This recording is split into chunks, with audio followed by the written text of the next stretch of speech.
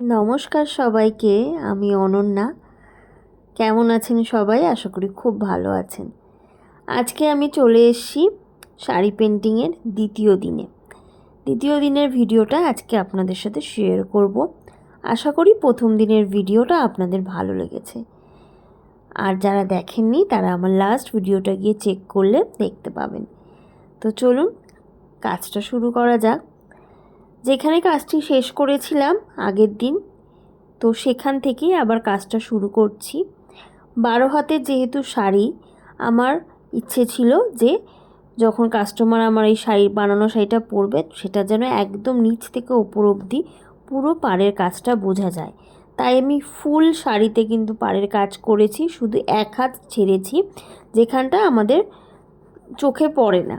তো সেই জায়গাটুকু ছেড়ে একদম দুটো দিকে কিন্তু ভর্তি করে কাজ করেছি। আর এই কাজ করতে করতেই কখন যে ভোর হয়ে যাচ্ছে আর কখন যে রাত হয়ে যাচ্ছে কিছু টেরই থাকছে না।